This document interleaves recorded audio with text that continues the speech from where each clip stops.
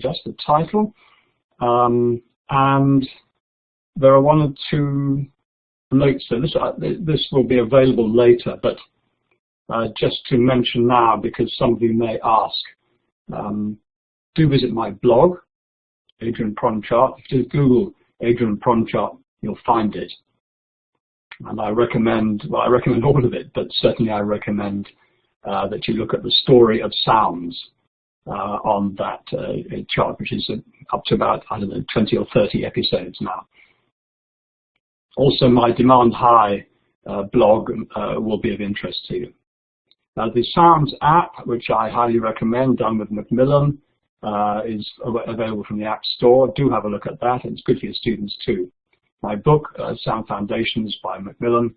And the latest thing really is this 3-minute PRON video series. There are 35 videos, about 9 or 10 are now online. They're available for free access, and they take teachers step by step to aspects of pronunciation.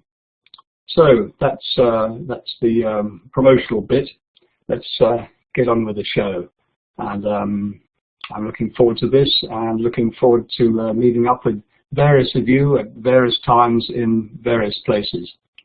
So let's go on to the next slide. Now, we're going to look at some so-called difficult sounds. Actually, there's not such a thing as difficult, it's just different from what we're used to. But anyway, we're using the word difficult at the moment. Let me just give a little bit of overview of the content. The first thing is why pronunciation is not integrated into our teaching. I need to say something about that because the rest is kind of based on that. And there are two essential reasons for that and two solutions. I must outline those briefly and then just show you the pronunciation chart, though I'm not going to talk about that. Also, what I call the 4 proprioception buttons. That may sound a bit mysterious, but I think it will be less mysterious shortly. And then on to the so-called difficult consonants, which we've selected for this particular talk. That's where we will spend the bulk of the time. But I must just go through those first 4 things.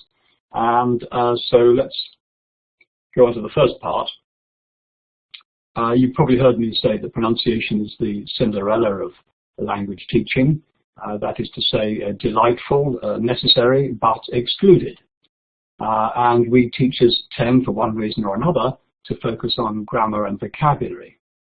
And in doing this, we exclude the experience of physicality, of pronunciation, of words and connected speech and sounds. And thus, in my view, you don't have to agree with me, but this is just the way I see it, our students are getting a disintegrated language to learn. They're getting plenty of vocabulary and grammar, which is the kind of satisfies our cognitive view of learning, because vocabulary and grammar sort of fits into the sort of algebra of teaching and learning. That is something that I think we're all brought up on. Whereas pronunciation fits into the physicality of learning, which is something we are actually, in my view, quite a bit less good at. And therefore, pronunciation has got disintegrated. That's why it's the Cinderella. I would go further and say that in having a disintegrated language, we make language not only more difficult to learn because the physicality is not fully present, but less enjoyable, and indeed less memorable, because you need the muscles to remember things as well as the cognitive grey cells to remember things. 2 particular reasons for the disintegration. Pronunciation is seen as kind of mysterious and endless. You know, what does it really consist of? And I'm talking about teachers and students here. What is it? What is pronunciation? We can see what grammar is because we can hold up a fat grammar book, and for words we hold up a dictionary. But what is pronunciation? The second difficulty is that pronunciation is cognitively taught, as I've already intimated, when it is actually a physical, muscular activity, much more like teaching dance than like teaching algebra. And we teachers perpetuate the problem because we don't know what's happening in our mouths, which is where the problem is taking place. Native teacher, non-native teacher makes no difference at all. We don't know what is going on in our mouths, and therefore we cannot directly help students. Instead, we say either repeat after me, and some interesting varieties of repeat after me, which kind of assumes that you can repeat your way out of the habit of your mother tongue muscular movements, or we use cognitive abstracted descriptions. And I think that if you look through most of our teaching material, you find we use both. And I'm saying that neither is a very strong way. Each can be used for backup, but neither is very strong. Neither is going to lead to success. So, solution to the first problem is, of course, as you would expect me to say, the pronunciation chart. That's exactly what it's designed for. It's a complete geographic map, a visible kinesthetic thinking tool. It shows everything all in one glance. And you need to see it all at once because it's all needed at once. You know, there's no prom syllabus. You can have grammar lined up in order, stretching over the years of studying. You can do the same with vocabulary. But you need all of prom now. There's no, you know, some next year, some the year after. You need everything right now because all of the sounds in all sequences are in use from the word go. And if you're not working with pron in the new language from the word go, you are by default practicing the new language in the pron of the mother tongue. So if you don't do something about pron, in fact, you are doing something about pron. You're teaching the wrong pron. It's as simple as that.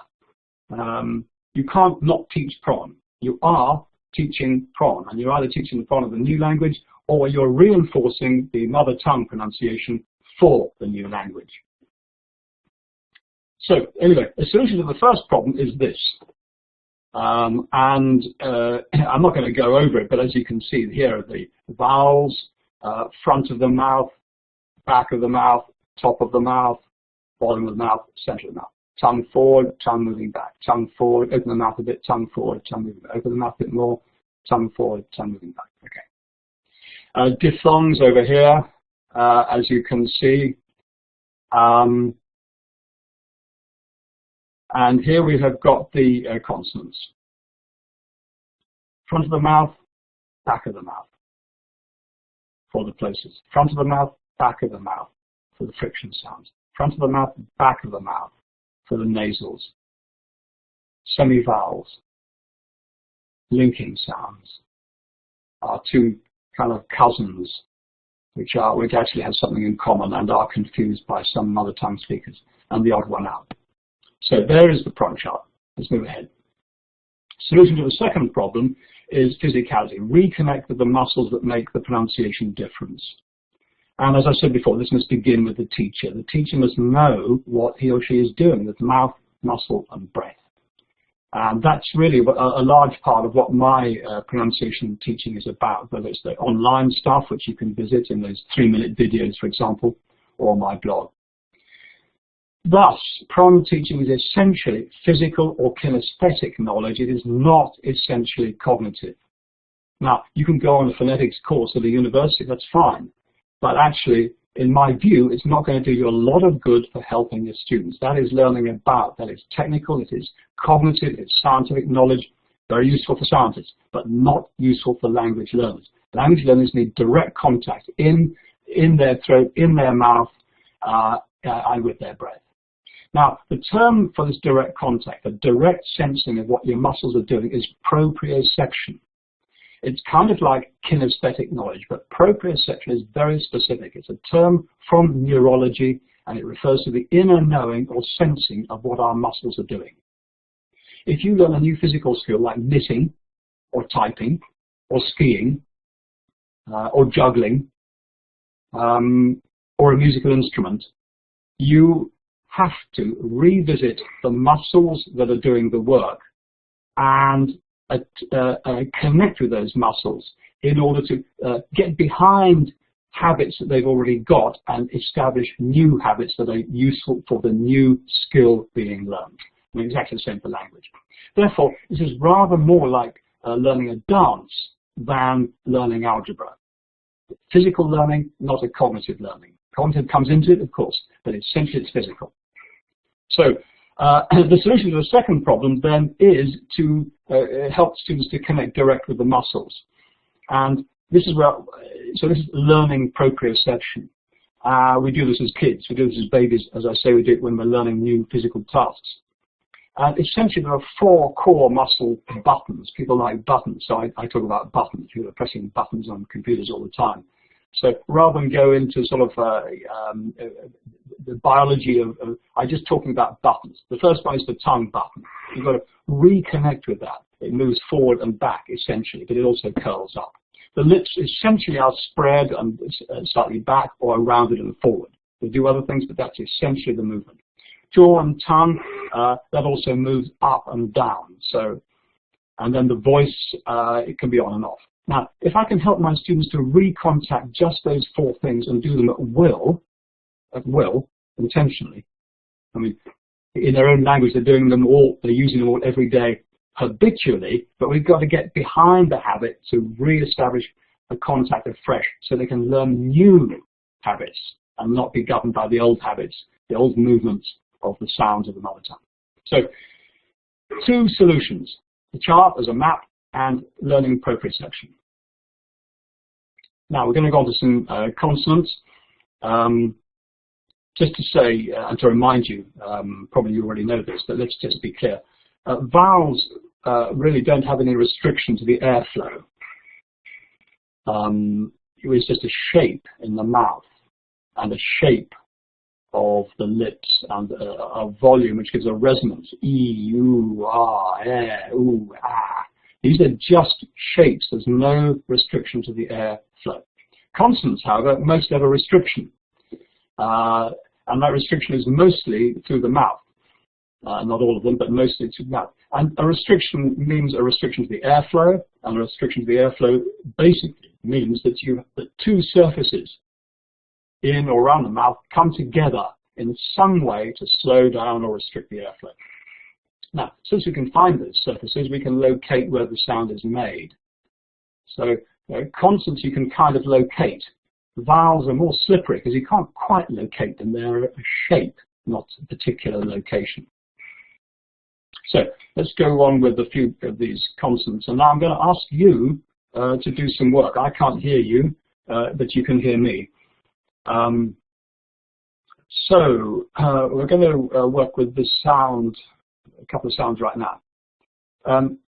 In order to start work, could you please, first of all, make a few faces, a few stupid faces, and just find your lips and your tongue.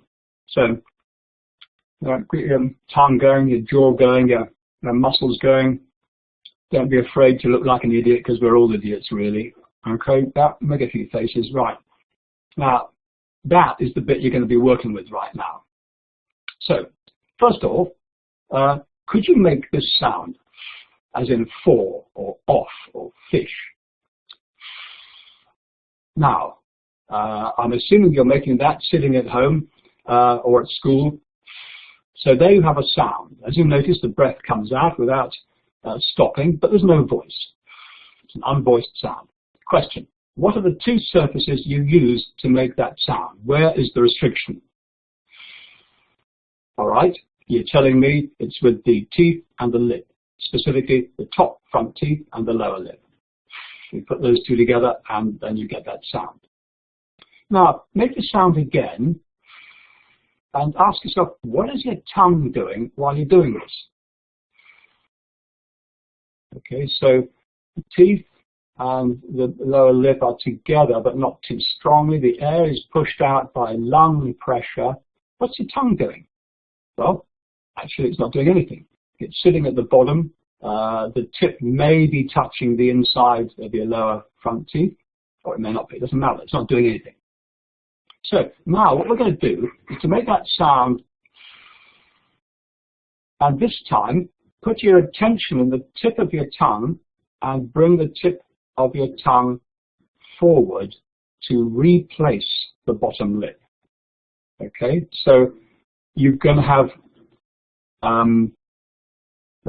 I've just gone on to slip the slides there. Okay, so make the sound, the F sound, and bring the tip of the tongue forward to replace the bottom lip.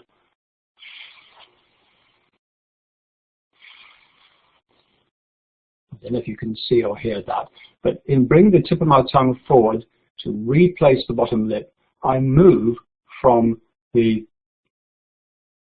sound to And this is a very simple way of doing two things. It's a simple way of introducing students to proprioception, to beginning to remake the contact between their attention and the muscles in their mouth and elsewhere that make the sounds. And it's doing something else. It's using one sound to find another. Now that, the TH sound is often said to be a difficult sound. Difficult for many, but not all. Really that just means different.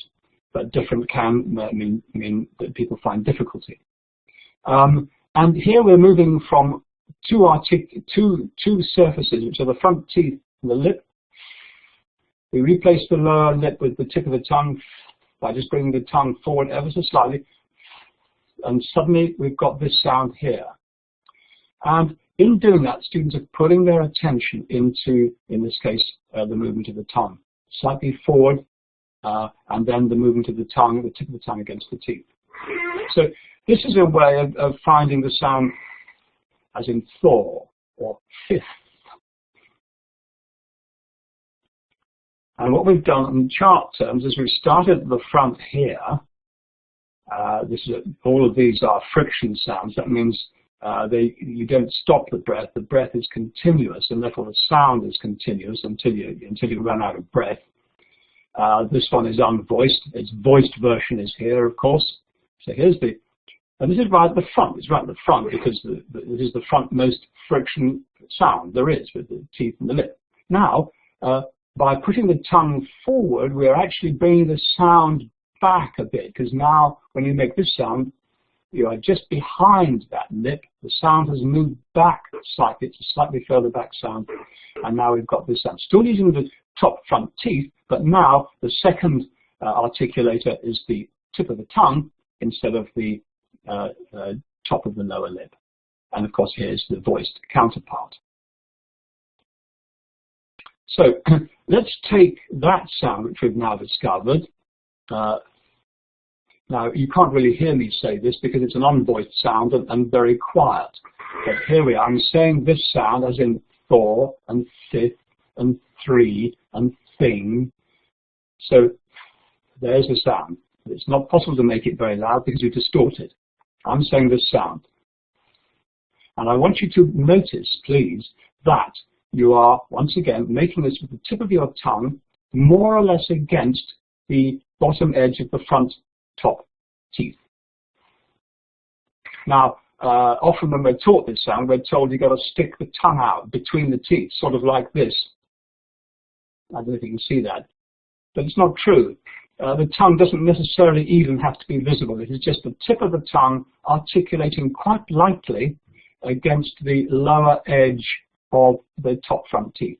And that doesn't have to be mean between the teeth. It can actually be slightly behind and touching the rear bottom edge of the front teeth. Anyway, that's by the way. You're saying this sound. And I want you, please, to, as you say it, to move the tip of your tongue back a millimeter or two or three across the top of your mouth. So we say this sound, move the tip of the tongue back. Okay, so what you get is going from here, and now suddenly you're getting what English recognizes as a new consonant. We go back in the mouth just a few millimeters. The students are again relating one sound to another. They're using one sound to discover another, but they're doing something even more important. They are contacting their muscles. They're remaking those connections between attention and muscles. Exactly the kind of attention which is called proprioception, and exactly the kind of attention which you need if you're learning a new skill, like learning a new dance, for example. If I want to learn the samba, which I'm notoriously bad, but which I like very much, I need all my proprioception to get my attention into my muscles, which are rather used to a different kind of coordination when dancing. So what's happened here is that we've gone from let's go to a chart, if there's one here. Here's a chart. Okay, so we've gone, first of all, we started by going from, just by bringing the tip of the tongue forward, and it took a contradiction, but actually that sound is a bit further back in the mouth because it's behind the bottom lip. Now we're doing something else. We're keeping that articulation there, tip of the tongue against the teeth, and we're just moving the tip of the tongue back a few millimeters until we get to here. And it's still a friction sound, it's still unvoiced, but the acoustics are quite different, because instead of the tip of the tongue against the teeth, you've got the tip of the tongue against the hard bit of the palate just behind the teeth. Obviously, if you press the tongue too hard, you stop it. If you have the tongue too open, you just get breath and no sound. It's got an exhalation. So that the tongue has to be in exactly the right place. And then the breath can come out between the tooth ridge, the ridge behind the teeth, and the tip of the tongue. So look, what we've done is to move the tongue back from here. And if you take all three movements, we've gone. And there's proprioception involved, and there's a sequence involved, because we're using the tongue, then moving the tongue back in the mouth. So what we've just done is we moved from there to there, and now we're going to move back a little bit further. So let's go back to the chart. Make this sound, and as you do it, again, let the tip of the tongue move back a few millimeters in the mouth, and you'll get this.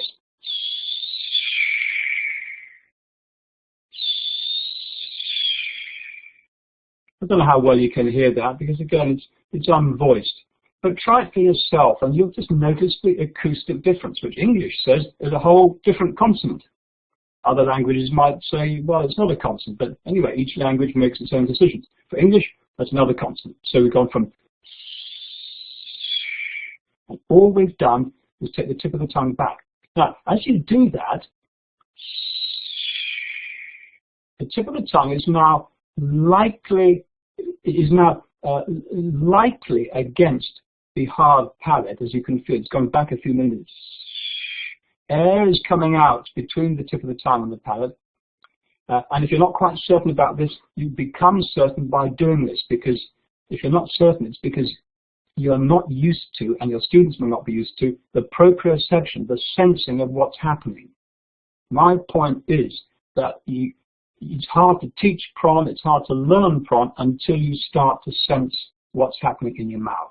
You did it all before. You did it for every language you learned, especially as babies. We did it wonderfully as babies, but now we've got to recontact that. Okay, here we are. We've gone from to by moving the tongue back. Now move the tongue back a bit more. And you can hear a quite different acoustic quality, because now there's a sort of, you can feel it once you get used to it. There's a kind of cavity where the top of the palate dips away upwards, and there's a kind of hollow in there which vibrates acoustically. That's why it's got a different sound from a much kind of emptier sound, and is a much thinner sound. And this is simply because of the way the amount and manner in which the air inside the mouth is able to vibrate. So let's now, what we've just done then is to go from here to here, the unvoiced frictive sound, then we've gone a bit further back in the mouth, the next unvoiced sound, a bit further back, the next unvoiced sound. What you can do, of course, is to add the voice and do the same all over again with the voice sequence from there to there to there to there. From what I do is just bring the tongue forward, and then I let the tongue back, and let the tongue back again. Okay, so let's have a look at that. So this is the same as the previous activity. All the sounds are voiced. Here are the three sounds. Like in this, and zoo. And the third sound is actually in the middle here, pleasure, je, like the French word je. So notice how the tip of your tongue moves back a few millimeters in each case. Just practice sliding the tongue back. Now, one of the things that's interesting, you may know these sounds, but if you don't know them, you help. If your students don't know them, you're helping them to find them. If you do know them, you are working on something else. You're working on proprioception. You are learning better than before just how these small movements make a big difference in sound. And you're making the connection with the muscles that make that difference. That's the key thing. So there's another exercise to practice. And when my students want to discover this sound, I often start off with and get them to bring the tongue forward so that the tongue replaces the bottom lip. And then they discover that sound. It's the voiced version of the exercise we did first. That most students have got. This is for some a mystery sound, but we can approach that in two ways. One is by pulling the tongue back. Yeah, let's just have a look at that. By doing the other, of course, is by starting here, the sound which we'd already worked on before. So, you know, if I do this, or if I just make this gesture and say, hey, what's this sound? You know, like when you hush somebody. And if I do that gesture without the sound, and I say, what's this sound? They'll say, shh. Okay, so here it is. Now, another way of getting here, all right, this sound, is just to say, make this one and add the voice.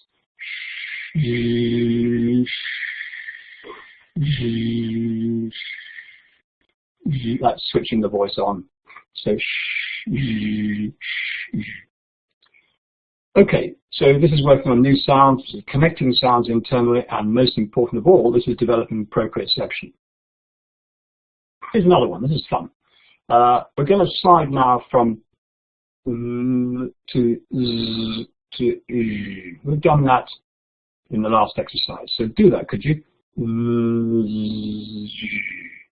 But now, when you get back this far, carry on pulling the tip of the tongue back, and let's see what happens. All right, so we're going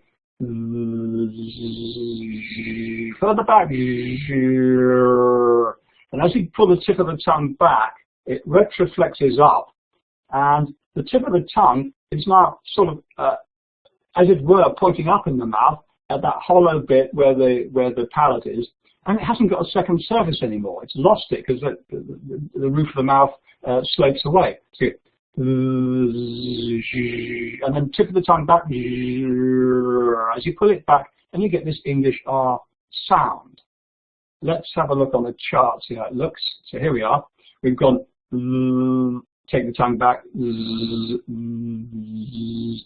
take the tongue back more, and now, and this is the sort of, you know, the trick. We're going to take the tongue back even more, even though it looks like we're already at the back. We end up there, English R, this single sound, a single retroflex. And of course, there's no movement. It's not even a friction sound because the tip of the tongue is not really close to anything. The air's coming out. It's rather vowel-like, actually. It's a shape with voiced air coming out unimpeded. So that, you know, that's pretty vowel-like. Anyway, there's a way of discovering that sound. And that's really interesting because it begins to show that all of these consonants here, see, they're all interconnected. Inside, they're all connected. It's like a rabbit warren. And whichever hole the rabbit goes down, it can come out any of the others. It's amazing. And it's so simple. You know, with grammar, there's, you know, hundreds of pages to learn. With vocabulary, thousands of words to learn. With pronunciation, there's only this. That's all there is. And this lot here accounts for sounds and words and connected speech. Just these things here. So, and that's, there isn't even page 2. This is page 1 and then the end. Why the difference? Why the problem? What's the problem with pronunciation? Well, it's because our learning has been cognitive and pronunciation is physical. That's my simple, maybe even simplistic, but I think simple and very useful conclusion. So I've tried to demonstrate discovering new sounds from already known sounds, the process of sensing or feeling what the muscle buttons are doing, This is what I call proprioception. And you can quickly develop this by trying the kind of instructions that I've been giving you on yourself, and by trying them with your students, and over a few days beginning to build up their proprioception. And this makes you better at finding new sounds outside the set of the mother tongue.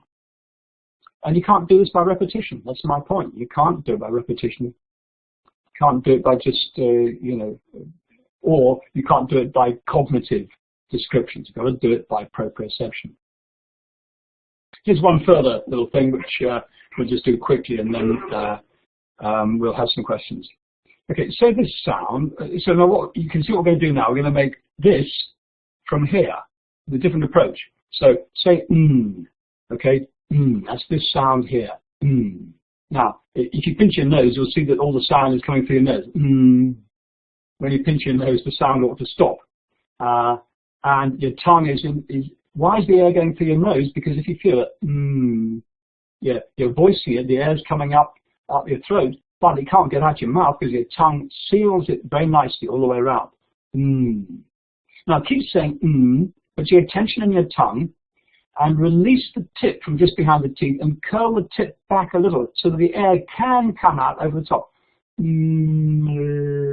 you're letting the tip of the tongue back, you break the seal, now voiced air comes out over the tongue through the mouth.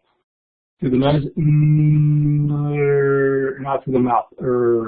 And if you adjust that a bit, you find your students have arrived once again at the English R sound. Feel that position.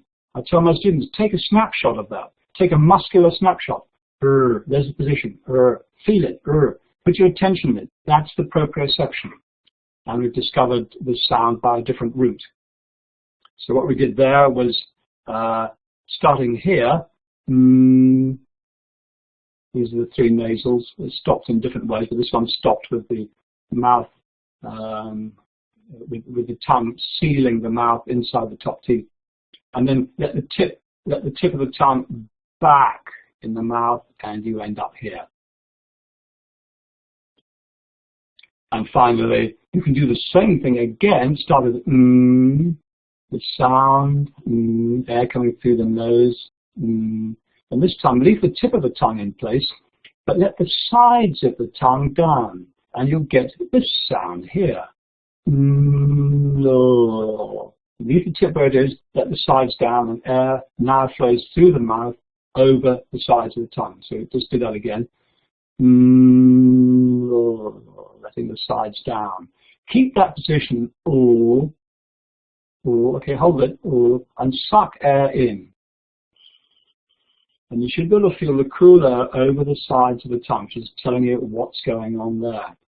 And again, take a snapshot. That's called dark L. That's an L that you can sustain. Like at the end of bottle, little, so on. So that's these two are kind of cousins, because, and it's interesting that both of these, as I've just shown you, can be arrived at from here. And getting to new sounds from old sounds is a great way of helping people that are having trouble with it, or people whose mother tongues positions conflict with those new sounds. Start with the sound they've got and work out from there. It's a great way of doing it, but you need proprioception. And it's easy to develop proprioception in students if you, the teacher, are developing it in yourself.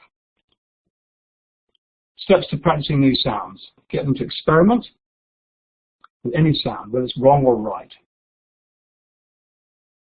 Get them just to change it and make any new sound at all, even if it's wrong, in order to help them to make a non-mother tongue sound. That's already increasing their ability to escape.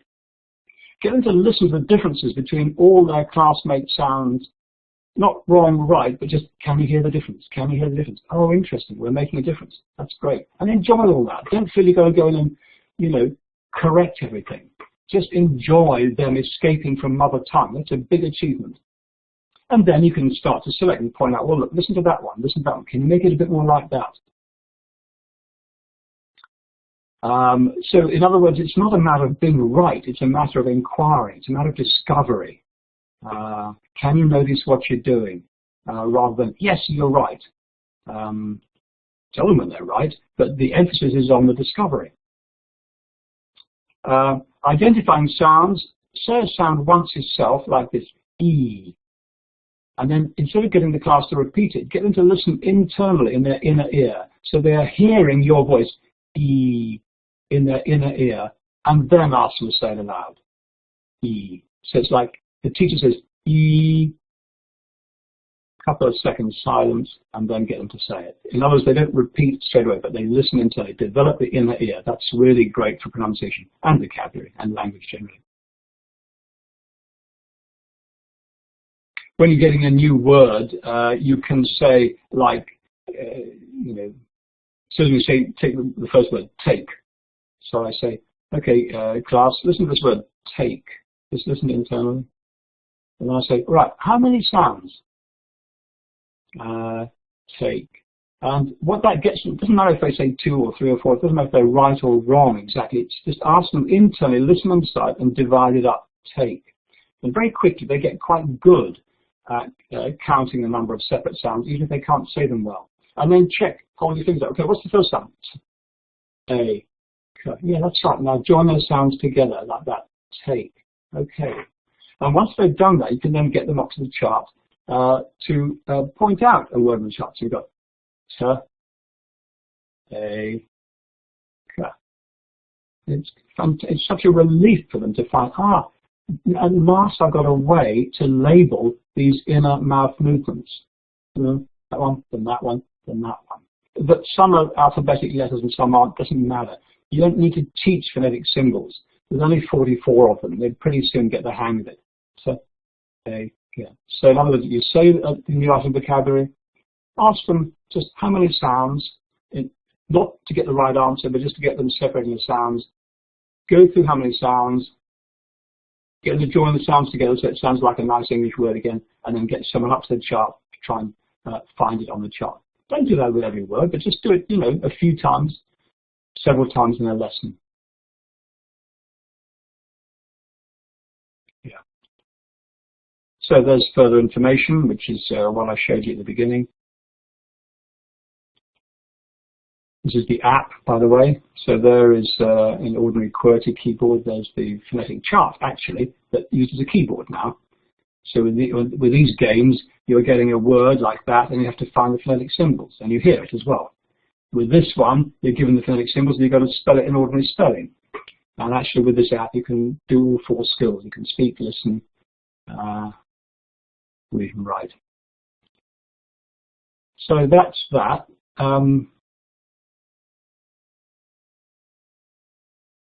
I ran over a bit. Anyway, let's have some questions. I'm going to have a look at this chat.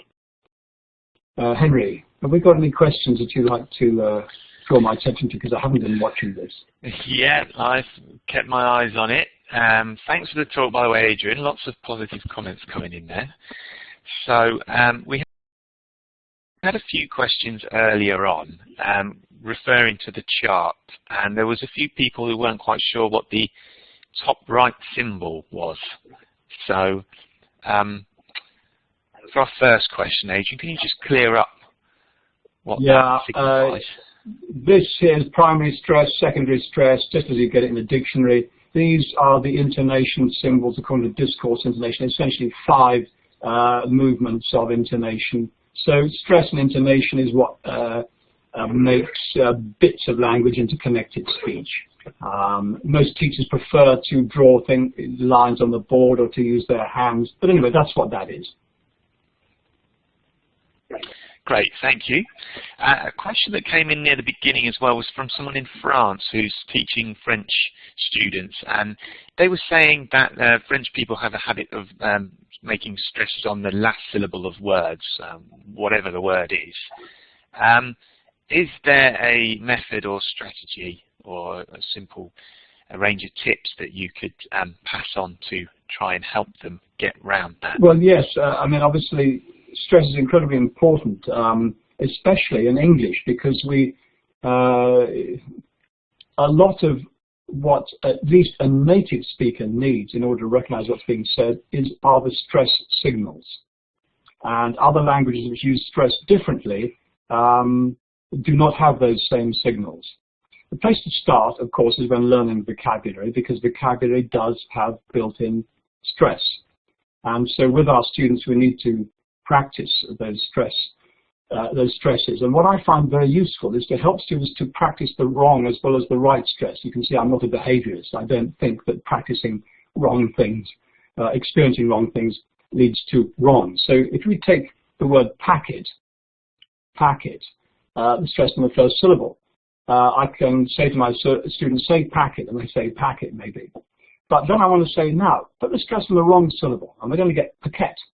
It's not just a shift of stress. The vowels have to change. That's what happens, paquette. So, and a paquette is not a very recognizable word, whereas packet is.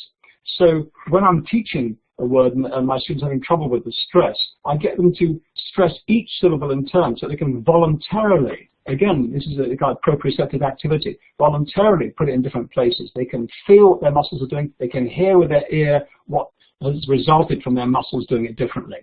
And then we can select the English one. So we get packet and paquette. And I can say to them, okay, well, which one sounds English? And they select packet. Or I can say, I'm going to say it, and you tell me if it's stressed first or second syllable. And I say packet.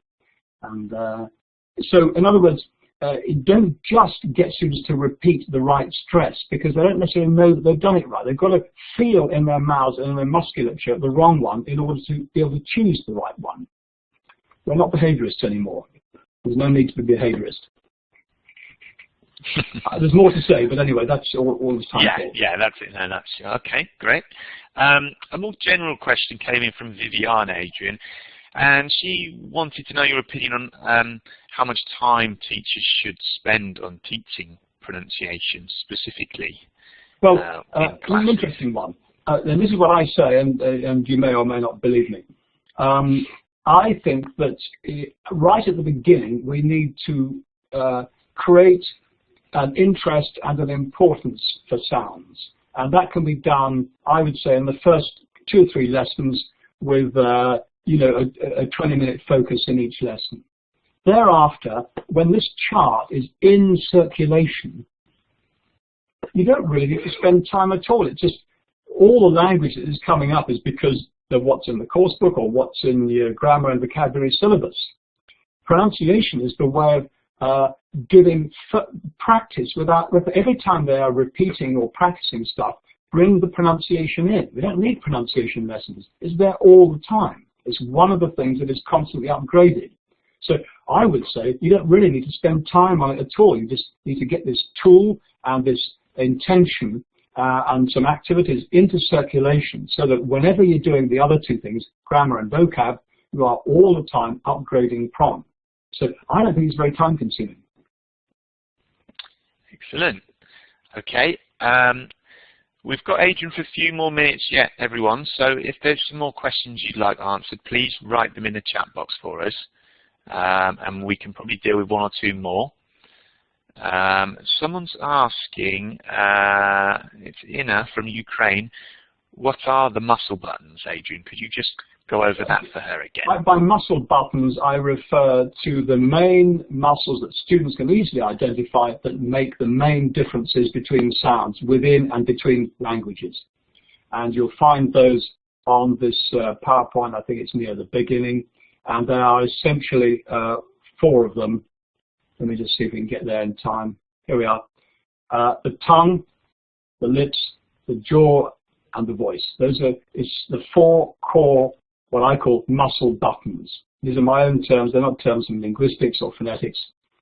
And students understand exactly what this is about. And one of the problems with PRON is, of course, that it all takes place in here. And this stuff in here is living, squidgy, warm, moist tissue with sort of, Latin and Greek names to tell you what the various organs are. Leave all that aside. We don't need that. We just need to think about these buttons, and we need proprioception so people can feel what's going on and just have enough vocabulary to describe it. And that's what those buttons do. Excellent. Thank you, Adrian. So we're sort of running out of time now. Is there anything you want to say to wrap things up? Any final comments? Students can't differentiate sounds because they don't hear themselves. That's right, and proprioception is the way to start getting hold of listening to the differences. Listening is a slippery thing. You know, when do you hear the difference and when don't you? But if you start to put your attention on the musculature, there's a physicality to the listening. Pron is not taught because it slips around. Nobody's really addressing the proprioception. But that's exactly what we did when we were babies, lying on our backs in our cots, babbling away, preparing ourselves for our mother tongue. And we've got to get back to that connection. Someone else said they prefer another chart. Well, that's fine. But I have to say that this is the only chart which actually is geographically laid out and indicates to students and teachers alike where and how the sound is produced in the acoustic apparatus. Okay, great. And I'll be sharing the link to the chart again in the chat box in a second, so keep an eye out for that too. Okay, Adrian, so I think that brings us to the end of the talk today. If there's any further questions we've not managed to deal with for you during the talk, then please contact us. You can write to the online conference email address, which I'm sharing, and I'll try and pass as many of those on as possible to Adrian. We've got the links up here for you as well. Don't forget to check out Adrian's blog, the Sounds app as well, and the YouTube series, which is well worth a watch, those 3-minute short videos we mentioned at the beginning too. So Adrian, would you like to say final goodbye to everyone in the audience? Yeah, well, goodbye everyone. I hope it's not too final, and I look forward to meeting you either face-to-face, in person, or at some distance like this. Do go to my blog where I'll try and keep people up to date with things that I'm doing in the matter of pronunciation here or there in the world, and it'd be great to meet up with any of you face-to-face at some point, somewhere. Have fun with prawn. It's the key. I'm sure they all will. Lots of lovely comments here as well, which I'll pass on to you, Adrian, afterwards. Okay then, so that's it for Adrian's talk. Now I'm going to stop the recording.